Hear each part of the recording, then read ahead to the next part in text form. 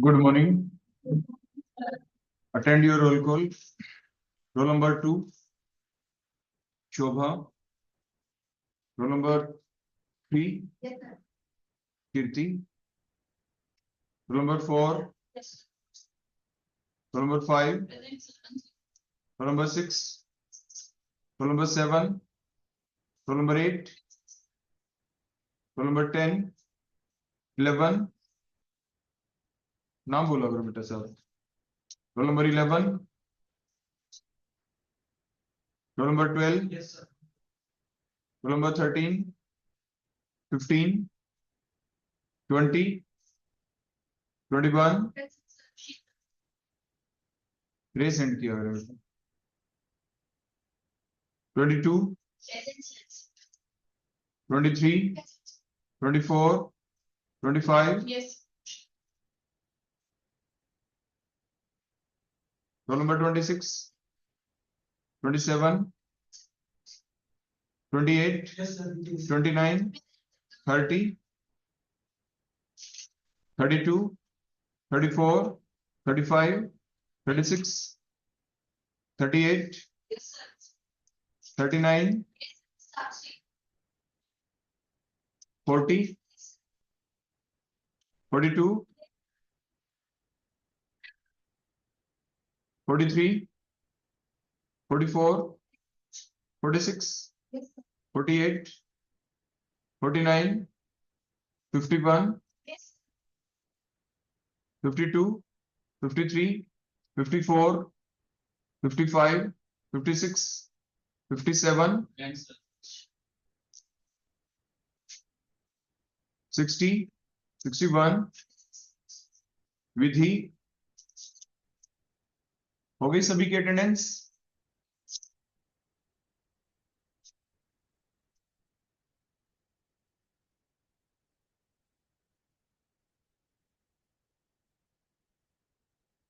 बेटा हमारा जो टॉपिक चला हुआ है अभी फिलहाल जो हम स्टडी कर रहे हैं पढ़ रहे हैं उस टॉपिक का नाम क्या है?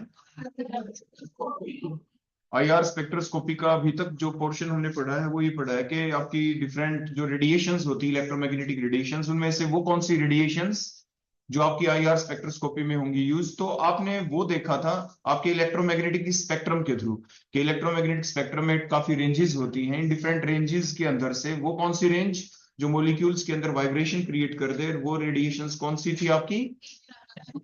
Infrared radiations.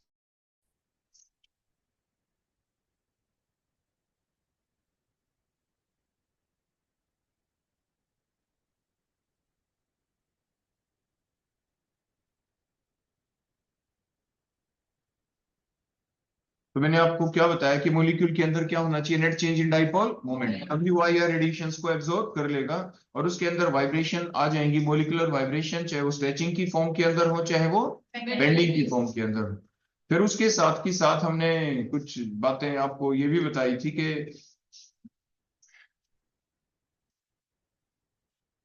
कि जो मॉलिक्यूल होता है इसके अंदर जितने भी जो बॉन्ड होते हैं वो स्प्रिंग की तरह काम करते हैं और स्प्रिंग की तरह काम करने के बाद उनमें स्ट्रेचिंग भी हो सकती है और उनमें सिर्फ बेंडिंग भी हो सकती है. और बेंडिंग के दौरान आपने देखा था bond length will remain same. तो आपने देखा कि आप यहाँ पे देख पा रहे हैं कि कहीं पे आपकी जैसे वो स्प्रिंग की तरह काम करता है तो बॉन्ड लेंथ में चेंज हो भी सकता है और ना भी हो depending upon the nature of vibration. और जो आपकी सिमेट्रिकल अनसिमेट्रिकल किस बेसिस के ऊपर होंगी आप इस डायग्राम के अंदर सारी चीजें देख पा रहे हैं कि सारी की सारी चीजें आपको दिख रही है. देखो सिमेट्रिकल में सिमेट्रिकल बॉन्ड लेंथ साइमल्टेनियसली दोनों बॉन्डों की इंक्रीज हो रही है या डिक्रीज. और एसिमेट्रिकल में किसी एक बॉन्ड की इंक्रीज दूसरे की आपकी देखो यहाँ पे डिक्रीज होती हुई आपको दिख रही है. उसके बाद सीजरिंग भी आपको दिख रहा है जिसमें दोनों बॉन्ड एक दूसरे के नजदीक आ रहे हैं एक दूसरे के नजदीक आ रहे हैं ऑपोजिट डायरेक्शन में चल रहे हैं. both bonds are moving in the opposite direction with the same bond length same है. it means ये बेंडिंग की टाइप है. नेक्स्ट में देखें ट्विस्टिंग के अंदर आपको क्या दिख रहा है? One bond is moving above the plane other moving below the plane. देखो एक ऊपर आता दिख रहा है एक बार नीचे तो वो आपकी ट्विस्टिंग कहलाती है. रॉकिंग के अंदर क्या दिख रहा है? Both the bond with the same bond length moving on one side at one time and so on. Wagging में क्या दिख रहा है बोलो? दोनों के दोनों जो बॉन्ड हैं दे आर मूविंग इधर अबव द प्लेन और बिलो द प्लेन साइमल्टेनियसली. तो वो आपकी वैगिंग बन जाती है. तो इस टाइप से ये डिफरेंट आपने टाइप्स देखी थी और उसके बाद हमने देखा था कि आईआर जो स्पेक्ट्रोस्कोपी है उसका प्रिंसिपल क्या है, तो उसमें आपने देखा कि there occurs the change in the vibrational energy level, और vibrational energy level are associated with large number of rotational energy level with even much smaller energy gap, so it is also called as vibrational rotational spectroscopy. और overall simply कहना चाहें तो आप simply इसको vibrational spectroscopy भी कह देंगे या आईआर स्पेक्ट्रोस्कोपी, क्योंकि आईआर रेडिएशन से ही ये सारे चेंजेस हो रहे हैं।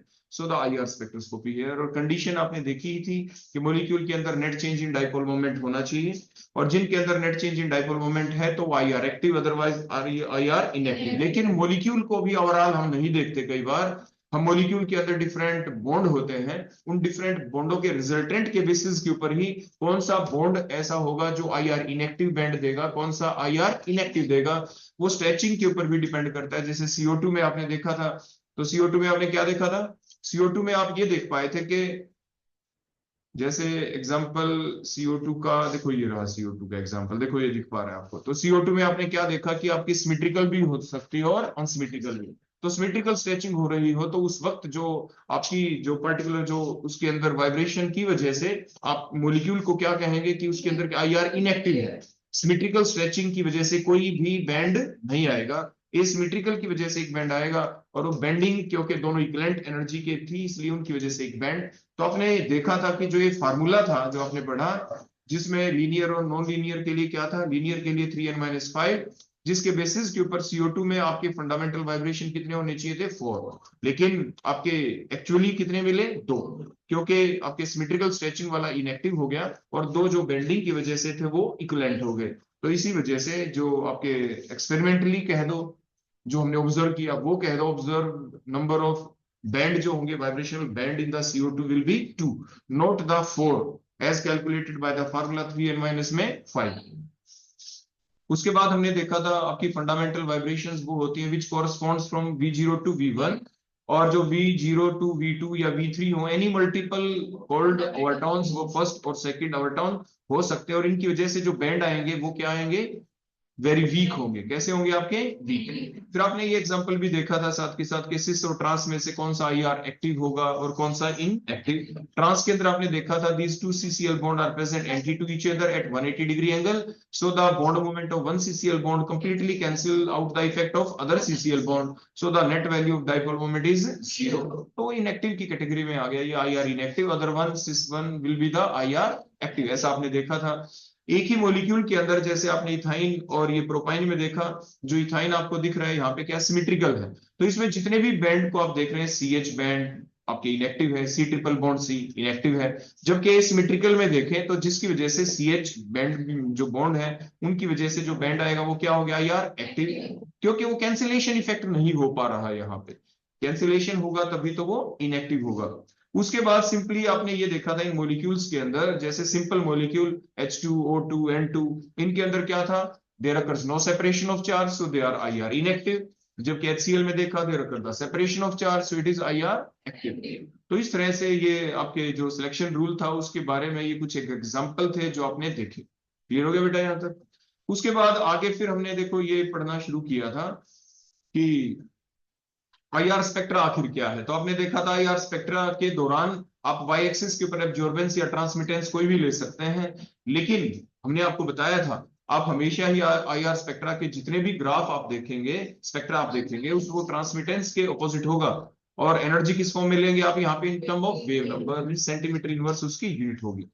तो ये जो भी ग्राफ हमें दिखेगा यहाँ पे, जब हम प्लॉट करें किन दो चीजों के बीच, परसेंटेज ट्रांसमिटेंस और वेव नंबर के बीच, कॉल्ड द आईआर स्पेक्ट्रा, जिसमें ऊपर से खुला हुआ आपको दिखाई देगा, नीचे से वो मर्ज हो जाएंगी लाइन आके, और जो पिक पॉइंट होता है बिल्कुल जहां पे वो मर्ज होते हैं वो उसका सेंटर पॉइंट है, जहां से स्टार्ट हुआ ये देखो, यहाँ से स्टार्ट यहाँ पे एंड, इसकी रेंज है कि जो बैंड दिखा हमें किस रेंज से किस रेंज तक दिखाई दे रहा है। उसके बाद हमने देखा था इंटेंसिटी कैसे देखें आपके आईआर बैंड की। तो आपने देखा था जो इंटेंसिटी है, कंडीशन ही सिलेक्शन रूल की आ जाती है कि उसके अंदर आपके net change in dipole moment होना ही चाहिए। अगर net change in dipole moment बहुत ही कम है तो आपकी इंटेंसिटी कम होगी आपके बैंड की, और अगर ज्यादा है, आपकी पोलैरिटी बॉन्ड के अंदर ज्यादा है, तो उसकी वजह से जो बॉन्ड होगा उसकी इंटेंसिटी ज्यादा होगी, बैंड की इंटेंसिटी ज्यादा होगी, स्ट्रॉन्ग की कैटेगरी के अंदर वो आ जाएगा। नीचे एग्जांपल आपको दिखाई दे ही रहे हैं, लास्ट टाइम हमने आपको बता दिया था। उसके बाद ये कैटेगराइजेशन है, अलग अलग बैंड डायग्राम के थ्रू भी आप देख पा रहे हैं, ये स्ट्रॉन्ग है, ये मीडियम है, ये वीक है। तो 3 तरह के आपके बैंड होते हैं। उसके बाद नेक्स्ट पॉइंट अगर हम देखें कि आईआर स्पेक्ट्रा के बारे में देखा था, ये डिफरेंट रेंजेस मैंने बताया था एग्जाम में आ जाते हैं, ये रेंजेस आपको ध्यान रखनी है। कई बार 1 मार्क के क्वेश्चन में आपसे ये रेंज भी लिखवा सकते हैं कि आपके पार्ट कितने होते हैं। आप कहते हैं नियर आईआर, मिडल आईआर, फार आईआर, आप ऐसे कह देते हैं। नियर आईआर की रेंज 12,500 से 4,000 सेंटीमीटर इनवर्स। उसके बाद 4,000 से 667 सेंटीमीटर इनवर्स हो तो फिंगरप्रिंट रीजन। 4,000 से 667 तो आपका मिडल आईआर, और इसमें 4,000 से 1,400 देखे तो मेन रीजन है, जिसे फंक्शनल ग्रुप रीजन कहते हैं। और बिल्कुल 2 आइडेंटिकल कंपाउंड की सेपरेशन देखनी हो कि वो आपके दिखने में एक जैसे से दिख रहे हैं, दोनों एल्कोहल है, दोनों एल्डिहाइड है, दोनों कीटोन है, फिर भी उनके अंदर ग्रुप अलग अलग है। कोई एसीटोन है, कोई आपका एसीटोन नहीं भी है, वो ब्यूटेनॉन हो सकता है।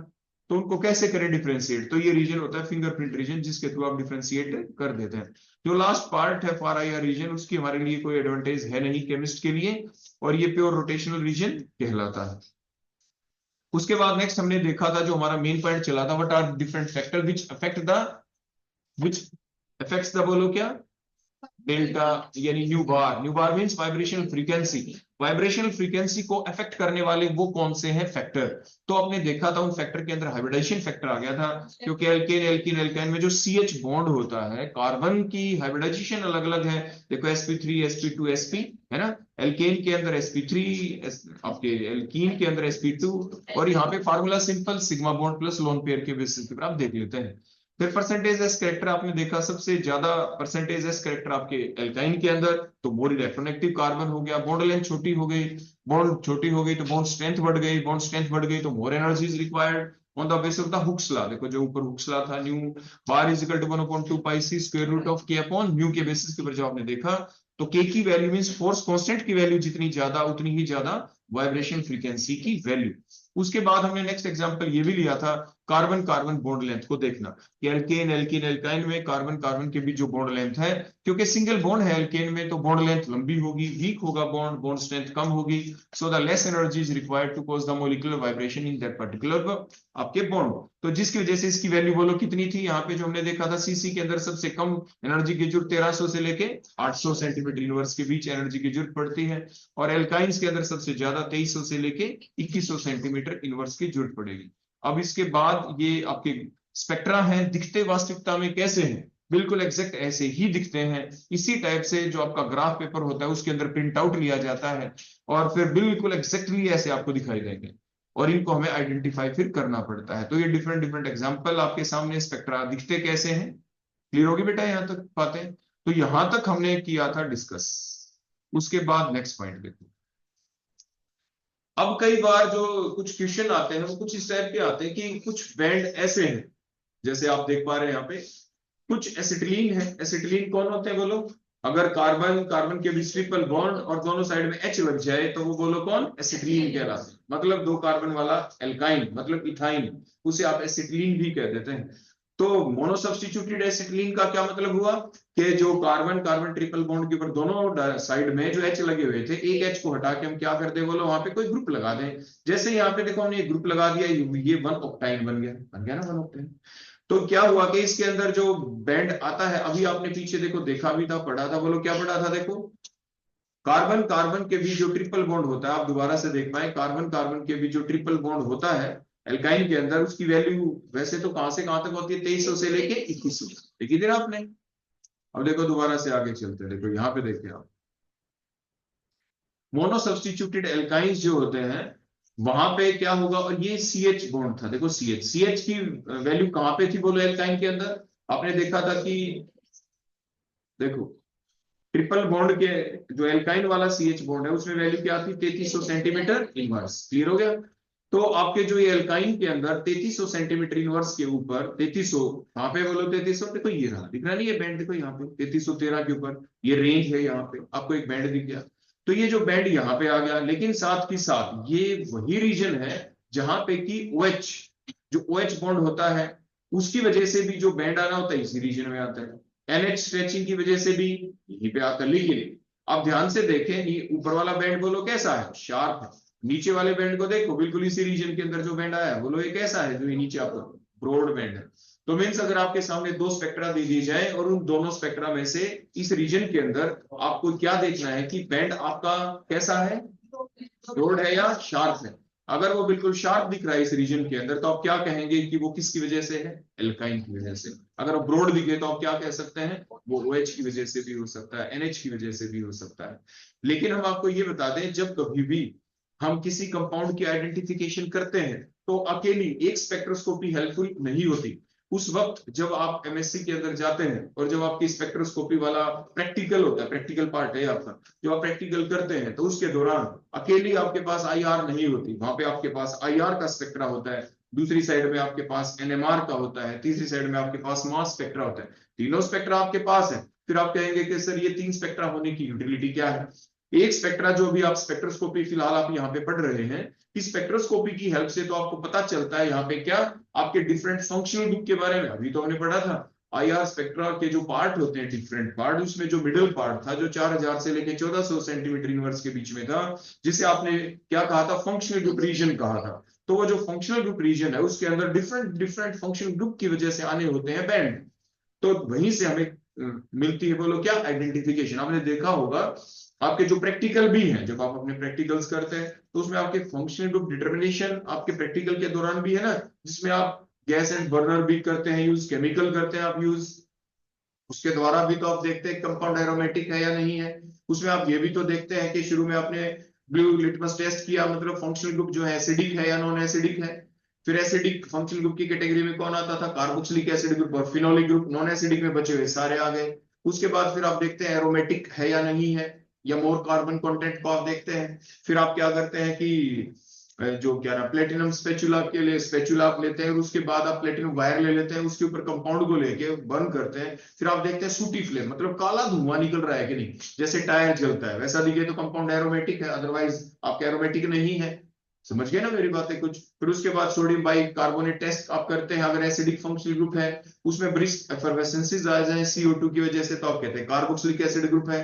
फिर आप न्यूट्रल FeCl3 टेस्ट करके देखते हैं, जिसमें आपको दिखता है कि neutral FeCl3 light yellow colour का कंपाउंड होता है। जैसे ही आपने उसको कंपाउंड में डाला तो वो light yellow colour light yellow नहीं रहा, उसमें कुछ चेंज आ गया। वो चेंज होके कोई भी दूसरा कलर आ जाए, वो वायलेट कलर भी आ सकता है, कोई और भी आ सकता है, तो वो फिनोलिक ग्रुप हो जाता है।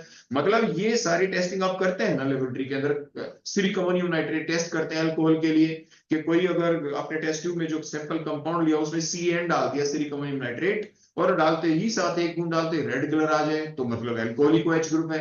ये सारे के सारी टेस्टिंग आप कहाँ पे करते थे, ये आप करते हैं जिसके दौरान आपको केमिकल्स की होती है जरूरत। लेकिन यहाँ पे हमने क्या किया, यहाँ पे हमने वो कंपाउंड लिया एक, देखो वहां पे उस कंपाउंड को आप बार बार यूज कर रहे हैं टेस्ट ट्यूब के अंदर, कंपाउंड लिया, डिफरेंट डिफरेंट रिएजेंट डाले, उसके नेचर का पता लगाने की आप कोशिश कर रहे हैं, फंक्शनल ग्रुप की डिटर्मिनेशन करने की आप कोशिश कर रहे हैं, लास्ट में मेल्टिंग पॉइंट के द्वारा उसका मेल्टिंग पॉइंट आप निकाल लेते हैं। लेकिन यहाँ पे आप क्या करते हैं, जो कंपाउंड दिया गया, यहाँ पे किसी बर्नर की जरूरत नहीं, यहाँ पे किसी केमिकल की जरूरत नहीं, यहाँ पे IR स्पेक्ट्रोस्कोपी की हेल्प से, जैसे मैंने आपको बताया, इसके जो डिफरेंट डिफरेंट है रीजन, वो इसके एडवांटेज है। अलग अलग बॉन्ड, कौन सा बॉन्ड है किसी कंपाउंड के अंदर, CH बॉन्ड है भी कि नहीं, फंक्शनल ग्रुप कौन सा है, आपके फंक्शनल ग्रुप एल्कोहलिक वाला है, एल्कोहल वाला है, NH वाला है, एल्काइल वाला कार्बन कार्बन ट्रिपल बॉन्ड है, एल्कीन वाला कार्बन कार्बन डबल बॉन्ड है, एल्केन वाला कार्बन कार्बन सिंगल बॉन्ड है, कौन सा है बॉन्ड, उसकी वजह से हमें यहाँ पे बैंड दिखाई देंगे आपके IR स्पेक्ट्रा के अंदर। तो वो सारी बातें, यानी हम यहाँ पे अब ना लैब की जरूरत, हम स्पेक्ट्रा की हेल्प से उस चीज का पता लगा लेते हैं। लेकिन हमें सिर्फ क्या पता चला IR स्पेक्ट्रोस्कोपी की हेल्प से, फंक्शनल ग्रुप के बारे में, डिफरेंट जो बॉन्ड है उनके बारे में इंफॉर्मेशन मिली। हमें एग्जैक्ट ये अब आखिर में पता नहीं चलता कि आखिर वो कंपाउंड है कौन।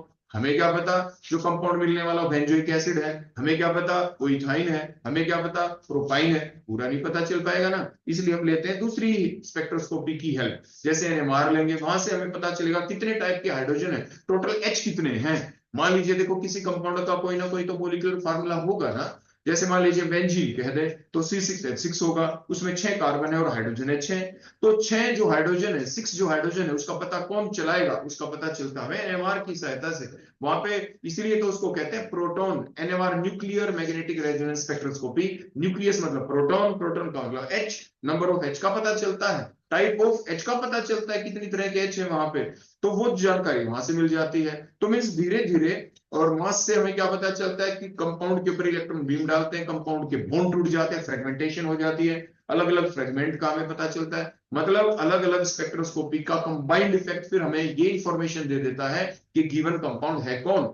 और जो भी है गिवन कंपाउंड, उसी कंपाउंड का जब आप एमएससी में जाएंगे तो उसका वो भी दिया जाएगा, क्या बोलते हैं आपको, ओरिजिनल कंपाउंड। फिर कहेंगे चलो अब इसकी टेस्टिंग भी करें। देखो जो कंपाउंड हम आपको दे रहे हैं, उसी कंपाउंड के हमने दिए हैं आपको स्पेक्ट्रा। उस कंपाउंड का आप डिटरमाइन करो एक्सपेरिमेंटली, लैब में जाके गैस बर्नर रिएजेंट को यूज करते हुए आप पता लगाओ, मेल्टिंग पॉइंट लास्ट में देखो, मेल्टिंग पॉइंट से आपको पता चलेगा ये वो कंपाउंड है कि नहीं। फिर इधर स्पेक्ट्रा भी दे रखे हैं, उन सभी की करो यूटिलाइजेशन, फिर फाइनली रिजल्ट आपके पास कि कौन सा है कंपाउंड। मतलब जो इतनी सारी बातें मैंने आपके सामने एकदम बोली है ना कंक्लूजन की फॉर्म में, कि एकदम आपके माइंड में जाए, वो इसलिए कि हमें पता होना चाहिए कि जो हम काम कर रहे हैं वो क्यों कर रहे हैं, उसका एप्लीकेशन पार्ट आखिर है क्या। हम यूं ही तो नहीं पढ़ रहे हैं, उससे हमें फायदा क्या मिलने वाला है, तो उसकी एप्लीकेशन कहलाती है। सिमिलरली जो आईआर की एप्लीकेशन क्या है, इसके ऊपर एक बड़ा क्वेश्चन भी एग्जाम में आ जाता है, मैंने आपको पहले भी बताया था। तो अभी आप ये देख पाए कि देखो स्पेक्ट्रा की हेल्प से स्पेक्ट्रा एकदम आपको दिखाई दिया और आपने एकदम पता लगा दिया कि वो आखिर है कौन। दूसरा देखो, कार्बन कार्बन के बीच देखो ये जो ट्रिपल बॉन्ड है, अभी हमने देखा था 2300 से लेके 2100 के बीच में एक बैंड आएगा, देखो ये बैंड आ गया ना 2119 के ऊपर, देखो आपको मतलब वो रीजन होगा नियर अबाउट दिस। क्यों? क्योंकि देखो कार्बन कार्बन जो ट्रिपल बॉन्ड, वो अकेला कार्बन कार्बन ट्रिपल बॉन्ड तो है नहीं। क्या उस कार्बन कार्बन ट्रिपल बॉन्ड को कोई और साइड सब्स्टिट्यूएंट अफेक्ट नहीं कर रहे होते हैं। अब आप यहाँ पे देखो इस कंपाउंड के अंदर जिसे आपने वन ऑक्टाइन कहा, तो यहाँ पे जो कार्बन कार्बन ट्रिपल बॉन्ड है, इसके एक साइड में तो एच हो गया और दूसरी साइड में क्या एच है नहीं, ये तो कार्बन की एक लंबी चेन हो गई ना अलग अलग ग्रुप। तो वो उस अफेक्ट करेंगे ना, उस बॉन्ड लेंथ को अफेक्ट करेंगे, बॉन्ड लेंथ को अफेक्ट करेंगे। तो जो वैल्यू थी, जो रेंज हमने लिखी थी 2300 से लेके 2100, उसके बीच में आपका कोई ना कोई बैंड आना होता है। तो वो रेंज कभी 2119, कभी क्या आपका 2200 आ जाए, depending upon the nature of the substituent attach on these two triply bonded carbon atom. उसके बेसिस के ऊपर वो रेंज में इधर उधर चले जाते हैं। आखिर वो ग्रुप करते क्या है, वो बॉन्ड लेंथ को या तो इंक्रीज कर रहे होंगे या बॉन्ड लेंथ को क्या डिक्रीज, यही उनका इफेक्ट होता है। वही तो अभी हम पढ़ रहे हैं, वही तो हमारा टॉपिक चला हुआ है, जिसे हम कह रहे हैं factor affecting the vibrational frequency. आ गई सारी बातें समझ में? तो ये ब्रीफनेस ही मैंने आपको दे दी। अब उसके बाद आगे देखते हैं। देखो इसके बाद आप नेक्स्ट देखें यहाँ पे, हाँ इस कंपाउंड के अंदर देखो, अब मान लीजिए आपके पास बेंजीन है। अगर बेंजीन है दे दिया, या मान लीजिए कोई एरोमेटिक कंपाउंड आपको दे दिया, वो टोल्यूइन भी तो हो सकता है, फिनोल भी तो हो सकता है। अभी मैंने बताया था ना, आप लेबोरेटरी के अंदर जब टेस्ट करते हैं तो वो कंपाउंड एरोमेटिक है या नहीं, उसका तो आप कैसे पता लगाते हैं। आप प्लेटिनम वायर लेते हैं, उसको थोड़ा हीट करते हैं फ्लेम के अंदर, जब हीट हो जाए तो फिर उसके ऊपर थोड़ा कंपाउंड डालते हैं, डालने के बाद फिर हीट करते हैं, फिर देखते हैं सूटी फ्लेम है या नहीं, काला धुआं है या नहीं। काला धुआं दिख जाए तो एक मींस आप एकदम कह देते हैं एरोमेटिक है। वो तो वहां देख लिया। अब आईआर स्पेक्ट्रोस्कोपी में कैसे देखें? अगर बेंजीन रिंग है प्रेजेंट किसी भी कंपाउंड के अंदर, मतलब वो कंपाउंड एरोमेटिक है बेंजीन रिंग की वजह से। देखो आपने पढ़ा था एरोमेटिसिटी का रीजन हमेशा बेंजीन रिंग तो नहीं होता। आपने देखा था ना एरोमेटिक एरोमेटिक नॉन एरोमेटिक जब आप पढ़ते हैं कि हमेशा रीजन तो बेंजीन रिंग नहीं होता। लेकिन फिलहाल जो हम बात कर रहे हैं यहाँ पे बेंजीन रिंग की बात कर रहे हैं। तो यहाँ पे बेंजीन के अंदर देखो carbon double single double single double single bond होते हैं। तो कार्बन कार्बन जो डबल बॉन्ड होता है बेंजीन के अंदर, उसकी वजह से जो बैंड आएंगे वो आपके क्या, ये 4 बैंड आपको दिखाई दे सकते हैं। 4 में से 1-2 कम भी हो जाता है, लेकिन रीजन यही होगा। बोलो क्या क्या? 1600, 1585, फिर उसके बाद 1500, फिर 1450। यहाँ पे अगर बैंड आपको दिखाई दे जाए तो वो किस वजह से है? वो कार्बन कार्बन, आगे ना बात समझ में। और ये कार्बन जो देखो, मान लीजिए हमारी बॉडी के अंदर हमारी बैकबोन होती है ना, ऐसे ही किसी भी कंपाउंड, ऑर्गेनिक कंपाउंड की जो बैकबोन होती है ना, जो स्केलेटन होता है उसका, वो कार्बन से बनता है। कार्बन कार्बन की चेन होती है। Similarly here in case of the benzene, the skeleton of the carbon is also skeleton of the benzene is also made up of carbon atom। तो इसलिए जो ये carbon double bond carbon benzene के अंदर की वजह से जो ये वैल्यूज के ऊपर आपको बैंड दिखाई देंगे, इन्हें स्केलेटल वाइब्रेशन भी कह देते हैं। क्या कह देते हैं? क्योंकि इसका स्केलेटन है इसका। बोलो क्या है इसका? स्केलेटन। आगे ना बात समझ में। बेंजीन के अंदर आपका CH बॉन्ड भी होगा। जो CH बॉन्ड होगा उसकी वैल्यू कहां पे आती है? लगभग 3030 के ऊपर यहां पे आपको दिखाई दे जाता है। अब ध्यान से देखना, देखो यहाँ पे, अब देखो यहाँ आपको देखो डिफरेंट बैंड्स यहाँ पे दिख रहे हैं। देखो ये इस रेंज के अंदर जो हमने बताया था ना 1600, 1585, देखो ये नीचे लिख भी रखी है वैल्यूज, लिख रखी है ना। तो यहाँ पे अगर ये इस टाइप से आपको बैंड दिखाई दे रहे हैं इस रीजन के अंदर, क्या पता इस रीजन में आपको एक भी बैंड ना दिखाई दे। मैंने आपको क्या बताया, इस रीजन में या तो बैंड दिखाई देंगे या नहीं दिखाई देंगे। इस रीजन के अंदर अगर आपको 1600 1585 यहाँ पे इस रेंज में आपको बैंड दिखाई दे रहे हैं तो जरूर एरोमेटिक है कंपाउंड, बेंजीन रिंग है उस कंपाउंड के अंदर, और नहीं तो नहीं है। दूसरा यहाँ पे आप देखो ध्यान से, ये फिनोल है। फिनोल में बताया था एक ब्रॉड बैंड दिखाई देगा 3200 से लेके 3500। मैं आपको क्या बता रहा हूं, अभी आगे आएगी वो वैल्यू।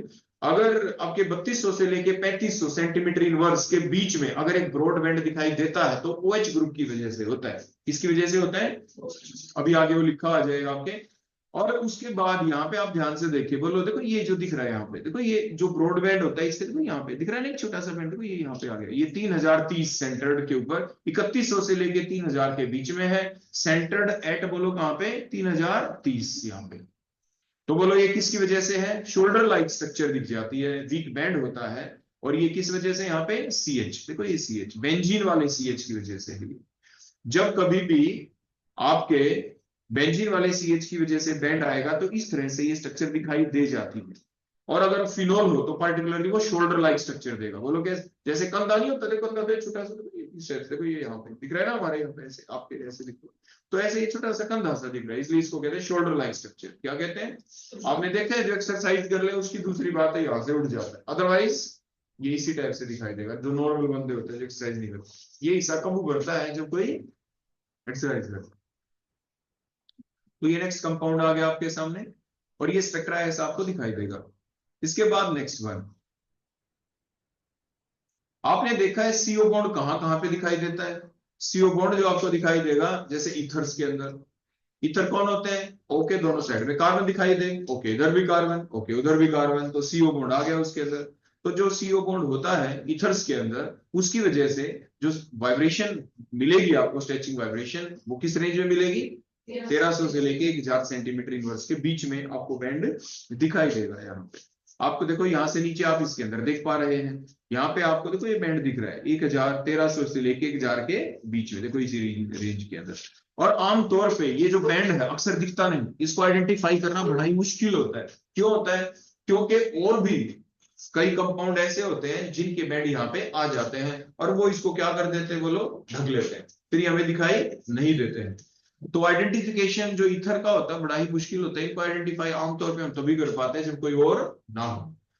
तो आइडेंटिफिकेशन जो ईथर का होता है इट इज वेरी डिफिकल्ट। क्यों, क्योंकि many other strong band generally appears in that particular region, इसलिए जो ईथर वाले CO बॉन्ड को ऑब्जर्व करना बड़ा ही मुश्किल होता है। ये पेपर के अंदर ये जो लाइन अभी हमने यहाँ पे लिखी और ये आपको जो दिख रही है, इस लाइन को याद रख के जाना। एग्जाम के अंदर ऐसा पूछा जाता है कि ऐसा क्या रीजन है कि ईथर को आइडेंटिफाई करना बड़ा ही मुश्किल होता है, तो आपको यही लाइन लिखनी होती है, because many other strong band appears in that particular region, so it is very difficult to identify the ether. उसको कंफर्म करना मुश्किल होता है, अंदाजा लगा लेंगे, क्या पता वो हो क्या पता ना हो, ये एक अलग बात। क्लियर हो गई बेटा। उसके बाद नेक्स्ट आगे देखिए, अब यहाँ पे जैसे मान लीजिए अभी हम बात कर रहे थे जैसे OH ग्रुप की, OH ग्रुप कहाँ कहाँ पे दिखाई देगा, OH ग्रुप आपके एल्कोहल्स में भी हो सकता है, OH ग्रुप आपके फिनोल के अंदर भी हो सकता है। तो फ्री OHO, फ्री और बिना फ्री का क्या मतलब होता है, फ्री का मतलब होता है वेपर फेज के अंदर, मतलब दो मॉलिक्यूल एक दूसरे से दूर हो। दूर होने का क्या मतलब है, मतलब उनके बीच में हाइड्रोजन बॉन्डिंग ना हो। जब कभी भी लिक्विड फॉर्म है, हमने पढ़ा है ना why water is a liquid, आप पढ़ते हैं अक्सर, क्यों होता है, क्योंकि H2 और H2 के बीच में क्या बन गए, हाइड्रोजन बॉन्डिंग, मतलब मॉलिक्यूल एक दूसरे के क्या आ गए, नजदीक। यही तो हमने डिफरेंशिएट करना सीखा है सॉलिड, लिक्विड और गैस के बीच में, on the basis of force of attraction between the molecules. Solids के अंदर very high force of interaction होती है, इतने क्लोज होते हैं मॉलिक्यूल कि उनके अंदर वो वाइब्रेट ही नहीं कर पाते, मीन वाइब्रेशन होता है, वहीं पे थोड़े थोड़े हिलते रहते हैं। और क्योंकि थोड़े दूर होते हैं मॉलिक्यूल्स, इसलिए आप पानी में हाथ मारो तो आपका हाथ अंदर चला जाता है, क्योंकि अट्रैक्शन उतनी स्ट्रॉन्ग नहीं होती। दीवार के ऊपर आप हाथ मारो तो आपका दीवार के अंदर थोड़ी ना चला जाता है, क्योंकि वेरी स्ट्रॉन्ग इंटरेक्शन होती है पार्टिकल्स के बीच में। अब यहाँ पे तो आप बड़े मजे से हम चलते रहते हैं, देखो एयर है जहाँ पे, क्योंकि मॉलिक्यूल्स के बीच हम भाग भी सकते हैं, दौड़ भी लगाते हैं, सब कुछ करते हैं, क्योंकि very weak force of interaction होती है। तो पार्टिकल्स जिनके बीच में very force of interaction very very weak हो तो गैसेस होती हैं, थोड़ी मॉडरेट टाइप की हो तो लिक्विड होती हैं, वेरी स्ट्रॉन्ग हो तो आप उन्हें सॉलिड कह देते थे। तो वही हम बता रहे हैं कि फ्री फॉर्म का मतलब ये होता है दो मॉलिक्यूल के बीच में इंटरेक्शन नहीं है, उनके बीच में हाइड्रोजन बॉन्डिंग नहीं है। अब क्वेश्चन ये उठता है कि हाइड्रोजन बॉन्डिंग होने ना होने से फर्क क्या पड़ता है? हाइड्रोजन बॉन्डिंग होने ना होने से फर्क बहुत पड़ता है। देखो वो क्या, देखो ध्यान से, आप ये अल्कोहल हम लिख दिया ROH, आर मीन्स कोई भी आर की वैल्यू हो सकती है। ये OH की देखो कोई हमने यहाँ पे बॉन्ड लेंथ दिखा दी, देखो ये कुछ ना कुछ देखो बॉन्ड लेंथ है ना, ये बॉन्ड लेंथ है कोई ना कोई 1 सेंटीमीटर, कुछ भी मान लो आप, है ना। उसके बाद क्या हुआ, एक अल्कोहल का मोलिक्यूल दूसरे अल्कोहल के मोलिक्यूल के नजदीक आ गया, तो उसके दौरान हुआ क्या, हाइड्रोजन बॉन्डिंग बन गई। हाइड्रोजन बॉन्डिंग से हुआ क्या, देखो ये जो ऑक्सीजन है जिसके ऊपर बोलो क्या है, स्लाइट नेगेटिव चार्ज है ना, ये ऑक्सीजन जो मोर इलेक्ट्रोनेगेटिव है, इस H को अपनी तरफ क्या करती है, बोलो ऐसे अट्रैक्ट, देखो ऐसे ऐसे अपनी तरफ किया अट्रैक्ट, तो ये जो OH जो बॉन्ड लेंथ यहाँ पे छोटी थी अपनी तरफ अट्रैक्ट किया, देखो इस दूसरे मॉलिक्यूल की ओर ने, तो ये बॉन्ड लेंथ बोलो क्या हो गई यहाँ पे, इंक्रीज। तो OH की बॉन्ड लेंथ बढ़ जाती है। और आपने सीखा है उपसला के अनुसार वाइब्रेशनल फ्रीक्वेंसी को कौन अफेक्ट करता है, bond length. Force constant directly proportional था, तो बॉन्ड स्ट्रेंथ घट जाएगी। तो जब भी हाइड्रोजन बॉन्डिंग होती है दो मॉलिक्यूल के बीच में, जो OH बॉन्ड लेंथ इंक्रीज हो जाती है, OH बॉन्ड लेंथ इंक्रीज होने से वो बॉन्ड वीक हो जाता है, मतलब बॉन्ड स्ट्रेंथ घट गई। अब उसके अंदर मॉलिक्यूलर वाइब्रेशन क्रिएट करनी है, उस बॉन्ड के अंदर वाइब्रेशन क्रिएट करनी है, तो less energy is required to create now the vibration in that particular bond. उसमें स्ट्रेचिंग टाइप की हो, बेंडिंग टाइप की हो, जो भी वाइब्रेशन करनी हो, तो एनर्जी कितनी जरूरत पड़ेगी, अब कम, और जब फ्री फॉर्म के अंदर था तो ज्यादा। क्लियर हो गई बात। तो ये अक्सर आपके एग्जाम में आ चुका है क्वेश्चन। तो अब ये ध्यान रखना कि आपके पास अब फ्री OH है अल्कोहल का और हाइड्रोजन बॉन्डेड OH है आपके अल्कोहल का, तो किसकी वाइब्रेशन फ्रीक्वेंसी OH बॉन्ड की ज्यादा होगी और किसकी कम, और क्यों। तो इस तरीके से आपको उसकी एक्सप्लेनेशन देनी है। तो ये एग्जाम में आपके आ चुका है। पेपर में ऐसा भी तो हो सकता है कि जैसे मैंने बताया था टेबुलर फॉर्म के अंदर, मान लीजिए कोई कॉम्पिटिटिव एग्जाम आप दे रहे हो, दोनों वैल्यू भी दे दी, ये कहेंगे मैच द फॉलोइंग, ज्यादा वाली वैल्यू किसकी है, कम वाली कौन सी है, तो अभी तो आपने सीखा ज्यादा वाली वैल्यू तो फ्री OH की है, हाइड्रोजन बॉन्डेड वाले में तो OH बॉन्ड लेंथ बढ़ जाती है, तो वाइब्रेशन फ्रीक्वेंसी की वैल्यू डिक्रीज हो जाएगी, तो कम वाली वैल्यू उसकी है। तो जैसे कोई आपसे पूछ ले भाई, एक तो वैल्यू है आपकी 3600 3600 सेंटीमीटर इनवर्स, और दूसरी वैल्यू है एक एल्कोहल के अंदर 3400 से लेके 3200 सेंटीमीटर इनवर्स या 3300 सेंटीमीटर इनवर्स, कौन सी किसकी है, तो हम क्या कहेंगे, हाइड्रोजन जो बॉन्डेड वाला है उसकी है ये 3400 से लेके 3200 सेंटीमीटर इनवर्स, और जो ज्यादा वाली वैल्यू दिख रही है वो फ्री OH वाली। क्लियर हो गई बात है। ऐसे ही जो यहाँ पे आपको ब्रॉडबैंड दिखाई देगा, यहाँ पे आप क्या देखेंगे कि वो किस रेंज के अंदर कहाँ पे है, सेंटर्ड कहाँ पे है, तो उसके बेसिस के ऊपर आप बता सकते हैं कि वो आपका वेपर फेज के अंदर है भी या नहीं। आमतौर पे ये जो स्पेक्ट्रा जब हम देते हैं वो नहीं, रीजनिंग में अक्सर आपसे ऐसा जरूर पूछा जा सकता है। क्लियर हो गया। उसके बाद आप देखें यहाँ पे IR spectra of free OH और हाइड्रोजन बॉन्डेड OH, ये डिफरेंट डिफरेंट आपके यहाँ पे देखो स्पेक्ट्रा भी डिफरेंट आपको दिखाई दे रहे हैं, किस कंपाउंड में किस तरह के आपके स्पेक्ट्रा दिखाई देंगे। फ्री OH वाला आपने देखा, देखो फ्री OH यहाँ पे दिख रहा है। उसके बाद नेक्स्ट बोलो कौन हो गया यहाँ पे, जब हाइड्रोजन बॉन्डिंग बढ़ जाएगी, तो उसके बेस हाइड्रोजन बॉन्डेड OH है, यहाँ पे हाइड्रोजन बॉन्डेड OH देखो ये रहा हाइड्रोजन बॉन्डेड OH। यहाँ पे क्या दिखा रहा है, मॉडरेट स्टेज दिखा रखी है, बीच में क्या दिखा रखी है, मॉडरेट। कुछ एक मॉलिक्यूल फ्री रह गए, कुछ एक में हाइड्रोजन बॉन्डिंग हो गई, कुछ एक में नहीं हुई, कंप्लीटली हाइड्रोजन बॉन्डिंग वाली ये स्टेज है। तो यानी यहाँ पे समझाने के लिए स्पेक्ट्रा दिखा रखा है यहाँ पे, और ये स्पेक्ट्रा इतनी आसानी से तो मिला होगा नहीं, है ना, काफी मेहनत के बाद ये स्पेक्ट्रा निकाला गया होगा। उसके बाद देखो नेक्स्ट हमारा पॉइंट आ जाता, अभी तक हमने अल्कोहल का देखा, फिर फिनोल का देख लेते हैं। सिमिलरली वही सेम बातें देखो यहाँ पे लिख रखी है, बोलो क्या क्या। यहाँ पे अल्कोहल के अंदर जब हम देख रहे हैं यहाँ पे OH बॉन्ड लेंथ बोलो क्या हो गई यहाँ पे, इंक्रीज। कब बोलो कब होगी इंक्रीज, जब वो वेपर फेज के अंदर होगा। कौन से फेज के अंदर होगा, जब कोई भी वेपर फेज में होगा तो उस वक्त बॉन्ड लेंथ हमेशा ही ज्यादा होगी, और हाइड्रोजन बॉन्डेड होगा तो बॉन्ड लेंथ क्या हो जाएगी, छोटी हो जाएगी। हाइड्रोजन बॉन्डेड होगा छोटी हो जाएगी। हाँ तो मैं वही तो कह रहा था ना, मैं बोल रहा हूँ हाँ भरते जा रहे हैं। हमेशा ही जब वेपर फेज के अंदर होता है तो OH बॉन्ड लेंथ हमेशा क्या होती है, छोटी होती है, और जब भी हाइड्रोजन बॉन्डिंग हो जाए तो बॉन्ड लेंथ क्या हो जाती है, इंक्रीज हो जाती है। तो ये बात आपको ध्यान रखनी है यहाँ पे। फिर ये क्या पता चले कि अल्कोहल वाला OH है या आपके बेंजीन भी लगा हुआ है वो वाला OH है, अभी तो आपने सीखा था पीछे। अब स्केलेटल वाइब्रेशन देखेंगे, benzene ring carbon carbon double bond वाली 1600 1585 साढ़े और क्या था 1500 फिर 1450 थी ना ऐसे, तो वो वैल्यू आप देखेंगे वहां पे कि वो वैल्यू अगर आपको दिखाई दे रही है तो बेंजीन रिंग भी है, तो इट मीन्स यहाँ पे जो भी ये बैंड आया वो किसकी वजह से है, फिनोलिक OH की वजह से। किसकी वजह से होगा, क्लियर हो गई बातें। तो ऐसे हम इन चीजों को ध्यान रख लेते हैं। और देखो CH बॉन्ड तो होगा ही, देखो ये शोल्डर लाइक स्ट्रक्चर भी फिर यहाँ पे दिख जाएगी बेंजीन, है ना, CH stretching shoulder like weak, जो बैंड यहाँ पे दिखाई देगा।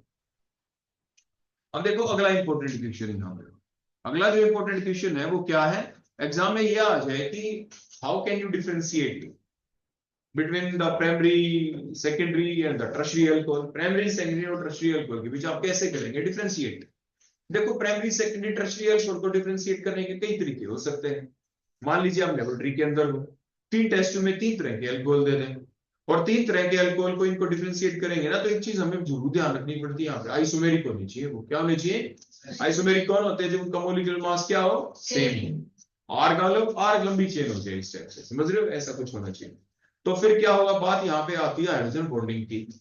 जब वो कार्बन जिसके ऊपर OH है, वो कार्बन जिसपे OH है, उसी कार्बन के सराउंडिंग में ज्यादा R ग्रुप आ जाए तो क्या होगा, स्टेरिक हिंड्रेंस हो जाएगी। क्या हो जाएगी, क्लियर हो गई, स्टेरिक हिंड्रेंस और एंड सो ऑन स्टेप से। अब ये जवाब कब देते थे, जब बॉइलिंग पॉइंट के बारे में बताते थे, किसके बारे में, क्लियर हो गई बात। तो यहाँ पे हम क्या बता रहे हैं कि और दूसरा फैक्टर स्टेरिक के साथ कौन सा आ जाता है, inductive effect plus I effect.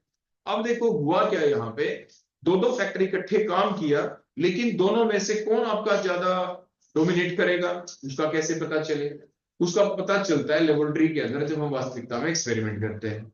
Experiment करने के बाद हमारे पास डाटा आता है, OH की जो वैल्यू है उसकी रेंज आ जाएगी। भाई आपके देखो मान लीजिए 3 कंपाउंड आपके सामने ये, तो किसी एक के अंदर देखो वैल्यू आ गई 3640, देखो मान लीजिए ये था वो कंपाउंड, ये सेकेंडरी अल्कोहल वाले में आ गई 3630, यहाँ पे आ गई 3620। उससे क्या पता चला कि भाई जो आपका टर्शियरी अल्कोहल वाला है ना, उसके अंदर OH बॉन्ड लेंथ लंबा हो गया। अब लंबा कैसे हो गया, उसको कैसे करें एक्सप्लेन। अब 2 बातें आपके दिमाग में आई, सर अगर लंबा तो तभी होगा जब हाइड्रोजन बॉन्डिंग हो जाएगी, लेकिन आपके दिमाग में क्वेश्चन ये आया कि सर जो हाइड्रोजन बॉन्डिंग है ना, वो तो यहाँ पे कम हो जानी चाहिए। क्यों कम हो जानी चाहिए, क्योंकि स्टेरिक फैक्टर भी यहाँ पे साथ के साथ काम कर रहा है, लेकिन हाइड्रोजन बॉन्डिंग भी हो गई और साथ के साथ बोलो क्या हो गई, स्टेरिक इफेक्ट भी आ गया। तो फिर जो नेट रिजल्ट आया, नेट रिजल्ट तो हम ये कहेंगे hydrogen bonding factor dominates over the बोलो क्या, स्टेरिक फैक्टर हियर। क्योंकि हमने पहले ही बता दिया था कि जो कंपाउंड आप लेंगे वो कैसे लेंगे, आइसोमेरिक। कैसे लेने हैं वो, हमें आइसोमेरिक ही लेने हैं। आइसोमेरिक का मतलब यहाँ पे तो इकट्ठे 3 R थे, लेकिन तीनों R नजदीक भी तो है उस OH के, जिसकी वजह से इनका प्लस R इफेक्ट चलेगा। देखो चलेगा ना प्लस R, एक प्लस R, दूसरे का प्लस R, तीसरे का प्लस R। प्लस R का मतलब इलेक्ट्रॉन देना, देखो इलेक्ट्रॉन जब दे रहा है CO बॉन्ड को, ये आगे देगा, मतलब रिपल्शन मिल रही है, तो H दूर चला जाएगा, बॉन्ड लेंथ क्या हो जाएगी बोलो, इंक्रीज। तो ये जो तीन जो ग्रुप है यहाँ पे, ये अपने प्लस I इफेक्ट के द्वारा bond length, OH bond length को क्या करते हैं बोले यहाँ पे, इंक्रीज। और ऐसा प्राइमरी या सेकेंडरी के अंदर थोड़ा कम हो पा रहा है। तो इस तरह से हम क्या कर सकते हैं, इनको एक्सप्लेन, वाइब्रेशन फ्रीक्वेंसी को क्या कर देंगे, एक्सप्लेन, कि किसके अंदर वाइब्रेशन फ्रीक्वेंसी की वैल्यू कम होगी और किसमें ज्यादा। ये एक्चुअल वैल्यू लिख रखी है, ये बुक वाली वैल्यू है जो किसी बुक में लिख रखी थी, कि जैसे लिखा है यहाँ पे 3640, 3630, 3620, ये रियल डाटा है, ये मेरी तरफ से लिखा हुआ नहीं है, ये डाटा है जो बुक के अंदर से देख के यहाँ पे लिखा गया है। क्लियर हो गई बेटा। तो ये आ गए फैक्टर, तो वो कौन कौन से फैक्टर हैं जो वाइब्रेशन फ्रीक्वेंसी को अफेक्ट करते हैं, हाइड्रोजन बॉन्डिंग फैक्टर भी आपने देखा। उसके बाद नेक्स्ट पॉइंट आ जाता है यहाँ पे कि जैसे आपने सॉल्यूशन वाला चैप्टर कभी जब पढ़ा था, और उसके अंदर आपने देखा था कि जो acetic acid, for example carboxylic acid में अगर हम एसिटिक एसिड भी ले लेते तो वो डाइमेरिक फॉर्म के अंदर एग्जिस्ट कर जाता है। कैसे एग्जिस्ट करता है, in the form of dimer. तो एसिटिक एसिड के मॉलिक्यूल एक दूसरे के नजदीक आ जाते हैं, इंटरमोलिक्यूलर हाइड्रोजन बॉन्डिंग हो जाती है, डाइमर बन जाता है। तो हमें ये देखना है यहाँ पर कि जो OH बॉन्ड है यहाँ पे कार्बोक्सिलिक एसिड की, जब हम बात कर रहे हैं यहाँ पे, तो वो फ्री वाला है या बॉन्डेड वाला है या डाइमेरिक फॉर्म के अंदर है। तो हमने क्या देखा यहाँ पे कि आपके फ्री जो OH है उसके अंदर वैल्यू बोलो यहाँ पे कितनी है, 3300 से लेके 2500 सेंटीमीटर इनवर्स। और आपके जो डाइमेरिक फॉर्म जब बन जाती है तो वैल्यू कितनी दे रखी है, 3560 से लेके 3500, और सेंटर्ड एट 3000। तो ये चीज हमें जो सेंटर्ड एट भी बोला है, ये भी बात हमें ध्यान रखनी होती है। लेकिन एक चीज और यहाँ पे इंपॉर्टेंट है, देखो ध्यान रखने की, जो आप नीचे देखें यहाँ पे लिखे हुए, इसके साथ साथ जो ज्यादा इंपॉर्टेंट चीज एग्जाम में आ जाती है, वो चीज क्या है,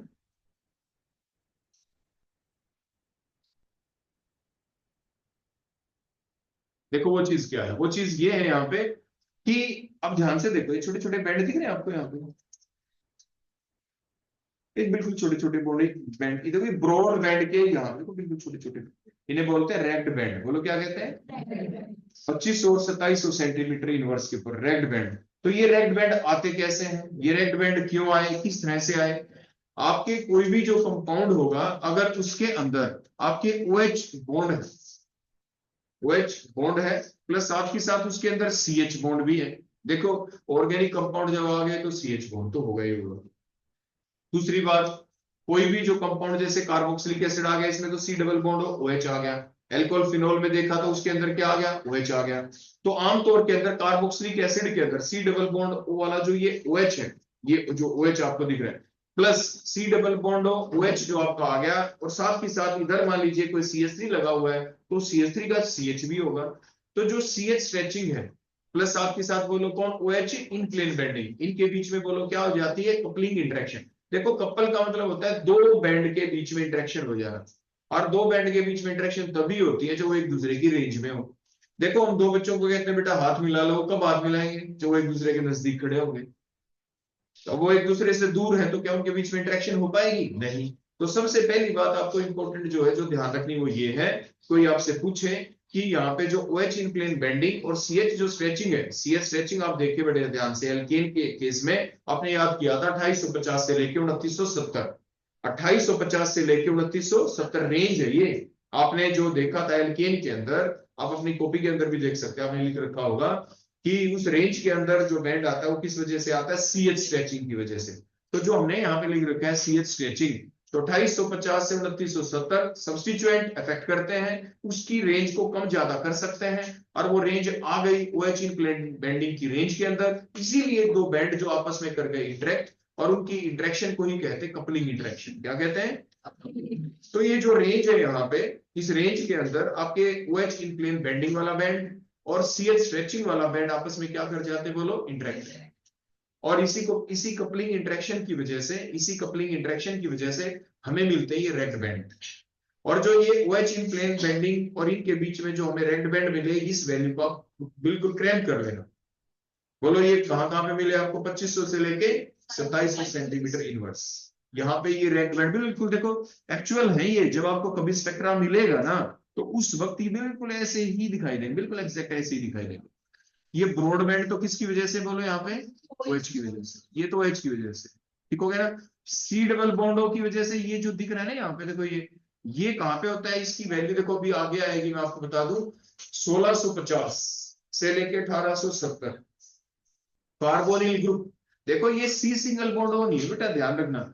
देखो ये इधर है ना, ये तो है C सिंगल बॉन्डो, जो इथर में भी था, ये तो कार्बोक्सिलिक एसिड में भी है।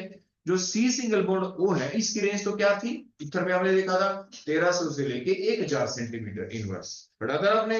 1300 से लेके 1000 सेंटीमीटर इनवर्स के बीच में अगर कोई बैंड आपको दिखता है तो इथर की वजह से है। तो आपने पढ़ा था, उसको आइडेंटिफाई करना बड़ा मुश्किल होता है, क्योंकि इस रेंज के अंदर और भी आपके बैंड जो कि स्ट्रॉन्ग बैंड होते हैं उस रीजन में आ जाते हैं, इसलिए उसको आइडेंटिफाई करना बड़ा ही मुश्किल होता है। अब यहाँ पे जो फिलहाल देखो ये वाला, ये देखो पूरी की पूरी ऑर्गेनिक केमिस्ट्री के अंदर, सारे के सारे ऑर्गेनिक कंपाउंडों के अंदर जो सबसे स्ट्रॉन्ग बैंड आपको दिखाई देगा, स्ट्रॉन्ग का मतलब शार्प भी, ये शार्प है, इधर वाला ब्रॉड है OH वाला, जो शार्प और स्ट्रॉन्ग बैंड आपका दिखाई देगा वो कार्बोनिल ग्रुप की वजह से होता है, क्योंकि ये मोस्ट पोलर बॉन्ड है। बोलो कैसा बॉन्ड है ये, एग्जाम में आपसे पूछा जाए सबसे ज्यादा स्ट्रॉन्ग इंटेंसिटी वाला शार्प बैंड किसका होगा, तो आप लिखेंगे कार्बोनिल ग्रुप की वजह से। और कार्बोनिल ग्रुप किसमें होता है, एल्डिहाइड में, कीटोन में, कार्बोक्सिलिक एसिड में, एसिडमाइड, एसिड हैलाइड, एनहाइड्राइड, यानी उनके अंदर दिखाई दे जाता है। और वो जो कार्बोनिल ग्रुप का जो बैंड आएगा वो किस रीजन में आएगा, फिर उसकी वैल्यू भी आप क्रैम कर लेना, एग्जाम में आनी होती है। 1650 से लेकर 1870 ये रेंज है। 1650 से कम भी जा सकती है रेंज, 1870 से ज्यादा भी जा सकती है, डिपेंडिंग अपॉन कि उस कार्बोनिल ग्रुप के आजू बाजू राइट लेफ्ट में है कौन, कार्बोनिल ग्रुप के आजू बाजू इधर OH आ गया तो कौन बन गया, बोलो, कार्बोक्सिलिक एसिड। कार्बोनिल ग्रुप के एक साइड में H आ गया, एल्डिहाइड बन गया। मतलब जो नेचर ऑफ सब्स्टिट्यूएंट के बेसिस के ऊपर जो यहाँ पे रेंज बनने वाली है वो अलग अलग होगी। 1650 से 1870 का आपको वैल्यू याद रखनी ही है। क्लियर हो गई इतनी बातें। और जो अभी अभी आपने देखो कुछ बातें सीखी है कि सर एक चीज बता दो बस, जिसको जो कार्बोनिल ग्रुप होता है ना, उस कार्बोनिल ग्रुप की वैल्यू किस केस में कम होगी, किस केस में ज्यादा, हमें कैसे पता चले? अभी तो आपने बताया था कि मान लीजिए इधर कार्बोनिल ग्रुप एल्डिहाइड का भी दे दें, कार्बोनिल ग्रुप कीटोन का भी दे दें, तो किसकी कम होगी किसकी ज्यादा, सर हम कैसे बताएं? आप प्लीज बताएंगे हमें। तो फिर मैं कहूँगा बेटा अभी बताया तो था आपको, जो कार्बोनिल ग्रुप होता है, जो सी डबल बॉन्ड ओ है, देखो जो यहाँ पे सी डबल बॉन्ड ओ है, ध्यान देना। मान लीजिए एक तो मैं लगा दूं यहाँ पे एच, ध्यान देना, मैं क्या लगा दूं यहाँ पे एच, जैसे मिथेनोइक एसिड बन जाए। एच तो कुछ नहीं करेगा, ना उसका प्लस साइड इफेक्ट होगा ना उसका माइनस साइड इफेक्ट होगा। अगर मैं यहाँ पे लगा दूं CH3, बोलो क्या लगा दूं यहाँ पे, CH3 लगा दूं, तो CH3 बोलो क्या करेगा, प्लस साइड इफेक्ट होगा। प्लस साइड इफेक्ट वाला ग्रुप क्या होता है, इलेक्ट्रॉन रिलीजिंग ग्रुप होता है। जो इलेक्ट्रॉन जब देगा, देखो इसकी तरफ देगा यहाँ पे, देखो यहाँ पे देगा, और ये इलेक्ट्रॉन जाते गए, सी की तरफ गए, इधर ओ की तरफ गए, बॉन्ड लेंथ इंक्रीज हो जाएगी। बॉन्ड लेंथ क्या हो जाएगी, इंक्रीज, सीओ बॉन्ड लंबा हो जाएगा, वीक हो जाएगा, तो उसकी वाइब्रेशनल फ्रीक्वेंसी की वैल्यू कम हो जाएगी। कब हुई कम, जब CH3 लगाया। एच के केस में ऐसा हुआ था नहीं। कहने का मतलब अगर CH3 लगा दे हम, इधर प्लस आई इफेक्ट लगा दें, और इधर OH की जगह भी, बोलो ये जो दूसरा OH है इसकी जगह भी अगर यहाँ पे CH3 लगा दें, मतलब कीटोन बन गया।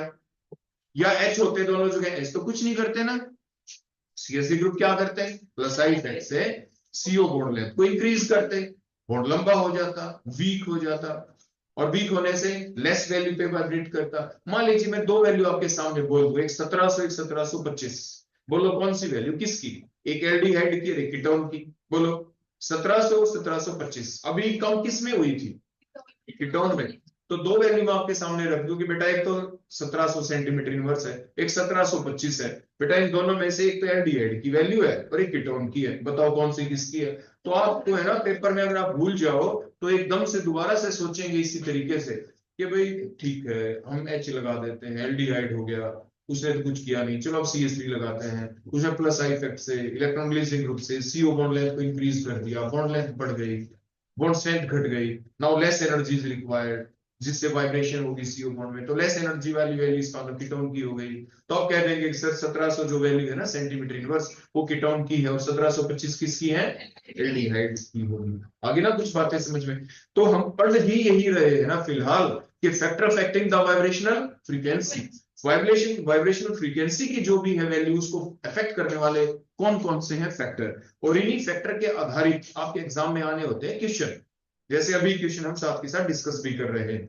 तो इन्हीं चीजों के ऊपर आपको थोड़ा ध्यान देना है, और बीच में ये कुछ एक स्पेसिफाइड जो हमें याद रखने की चीजें भी आ जाती हैं, जैसे अभी मैंने रेड बैंड के बारे में आपको जो बताया था, ये वैल्यू आपको भूलनी नहीं है। देखो फिर आप कहोगे सर एक चीज बताओ मैं क्यों रखूं याद रेड बैंड की, फिर मैं कहूंगा कि बेटा पेपर में आपके ऐसा क्वेश्चन भी आएगा कि how can you differentiate, how can you differentiate between the, आ जाए क्या आ जाएगा, ये आएगा how can you differentiate between the ethanoic acid and ethanol.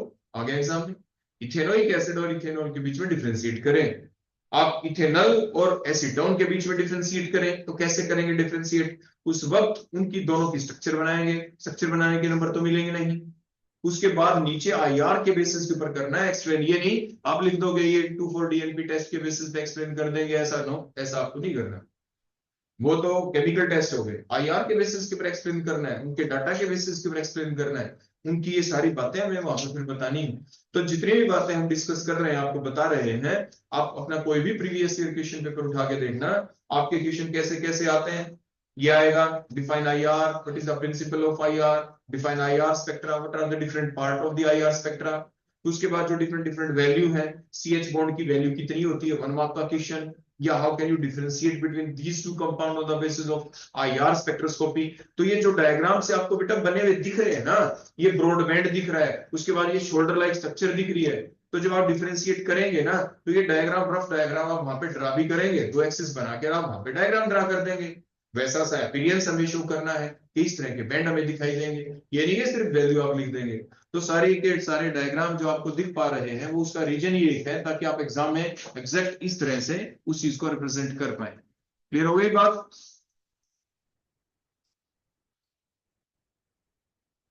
अब यहां तक किसी बच्चे को आप में से कुछ पूछना है तो आप मेरे से पूछें, पूछ रहे हैं किसी को कुछ? तो आज के लिए इतना ही। कल हम आगे फर्दर डिस्कस करेंगे, कार्बोक्सिलिक एसिड से ही फर्दर चलेंगे हम आगे, कि जब कार्बोक्सिलिक एसिड आगे कार्बोक्सिलेट एनायन में कन्वर्ट हो जाता है तो क्या कुछ आईआर स्पेक्ट्रा अलग अलग होगा या बिल्कुल सेम। दो कंपाउंड हो आपके सामने, मान लीजिए एक तो हो एसिटिक एसिड, एक हो सोडियम एसिटेट। आप मेरी बात सुन पा रहे हो अच्छे से? मैंने क्या नाम बोले? एक तो एसिटिक एसिड जिसका नाम है CH3COH, और एक और CH3CO नेगेटिव यानी पॉजिटिव सोडियम एसिटेट। तो ये दो कंपाउंडों के स्पेक्ट्रा अगर आपको दे दें तो दोनों सेम होंगे, उनमें आएगा कुछ डिफरेंस। क्या आएगा डिफरेंस? जैसे मैंने अभी आपको बताया था कि how can you differentiate between the sodium acetate and the acetic acid on the basis of IR spectroscopy, तो वो हम कल करेंगे डिस्कस। आज के लिए इतना है। अब किसी को कोई डाउट कुछ पूछना हो तो बेटा पूछ सकते हो, और आपस में एक दूसरे को आपको सुनाना है। जैसे अब देखो, जैसे मैं बोल रहा था ना बातें, ऐसे एक दूसरे को सुनाना है। और यही चीजें कल जब आप आए तो ऐसा भी हो सकता है, जब आप कल आए तो सबसे पहले मैं आपको कहूँ कि बेटा जो मैंने अभी तक आपको पढ़ाया ना, एक बार मेरे को पढ़ा के दिखाओ, आप बताओ यानी उसके ऊपर आप देखना। अगर आपने ध्यान ना दिया हो तो आपके फाइनल ईयर का पिछला जो मैंने वीडियो लेक्चर जो अपलोड कर रखा है ना, उसमें देखना मैंने बच्चों से सुने थे, तो किस तरह कितनी अच्छे तरीके से उन्होंने सुनाया था। तो इसी तरीके से आप अपनी तैयारी करके आना, साथ के साथ अपने डेली आपको याद ही करके आना अच्छे से। ठीक है बेटा, आज के लिए इतना ही। Thank you.